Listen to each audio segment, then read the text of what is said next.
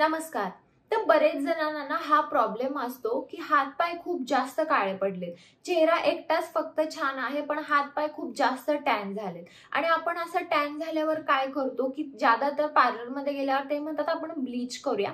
आपण आपल्या पायांना हातांना ब्लीच करतो आणि ते तेवढ्यापुरतं व्यवस्थित राहतं आणि परत बॅक टू नॉर्मल होतं, कारण हातावरचं आणि पायावरचं पिगमेंटेशन वाढू शकतं आणि ब्लीच आपल्या स्किनसाठी चांगलं नाही आहे। तेवढ्यापुरतं तुम्हाला छान वाटणार आहे, पण नंतरचे त्याचे जे रिझल्ट असतात ते चांगले नाहीत, कारण ब्लीच मध्ये ना खूप जास्त प्रमाणात केमिकल्स असतात आणि ते केमिकल्स एवढे आपल्या हातापायांना सूट होत नाहीत ना चेहऱ्याला सूट होतात। तर हातापायांचं टॅन तुम्ही घरच्या घरी कसं घालवू शकता ते मी तुम्हाला आजच्या व्हिडिओमध्ये सांगणार आहे। चला तर मग हा आजचा व्हिडिओ पण लगेच चालू करूया। पहिला आहे लिंबू। तर तुम्ही पार्लर मध्ये जाऊन ना ब्लीच करण्यापेक्षा नॅचरल ब्लीच वापरा, म्हणजे की लिंबू। तर लिंबू मध्ये देखील ब्लीचिंग प्रॉपर्टीज असतात। तुम्हाला अर्धा लिंबू घ्यायचा आणि तुम्हाला तुमच्या पूर्ण हातावर पायावर फिरवायचं आहे। एक तर तुम्ही लिंबूवर साखर घालू शकता, नाही तर मध घालू शकता, नाहीतर नुसता लिंबू जरी फिरवला तरी चालेल। तर ही रेमेडी तुम्हाला हा उपाय रोज करायचा आहे।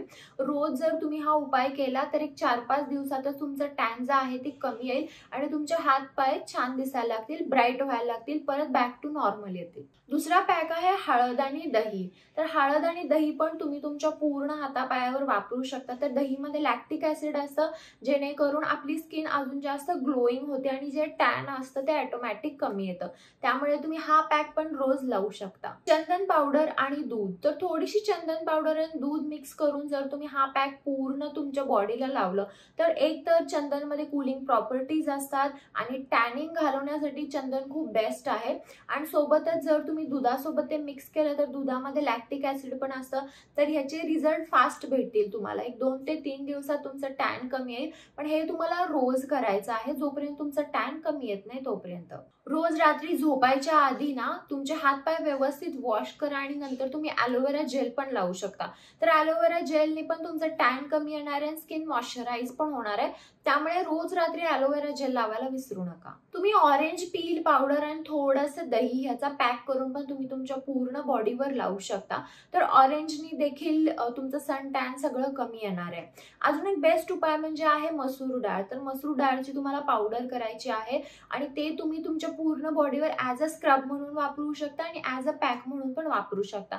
तर मसूर डाळीने पण तुमची जी स्किन असेल ती एकदम सॉफ्ट होईल आणि सन टॅन देखील कमी होईल।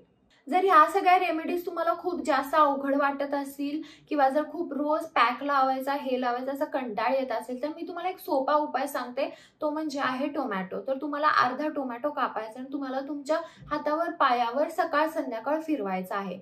असं जर तुम्ही केलं ना तर तुमचा सन टॅन कमी येणार आहे। म्हणजे जर तुम्हाला पॅक करायचा कंटाळा आलाय, तुम्हाला कोणतेही दुसरं काही मिक्सिंग करून पॅक लावायचा ठेवायचा एवढा वेळच नाही आहे, तर तुम्ही साधा सोपा उपाय म्हणजे टोमॅटो कट करून तुमच्या हातापायावर फिरवू शकता आणि तुमचं सन टॅन घालवू शकता। हे जे मी तुम्हाला काही उपाय सांगितले ते तुम्हाला रोज करायचे आहेत। असं नाहीये की मी आज केलं आणि लगेचच माझं सन टॅन गायब झालं।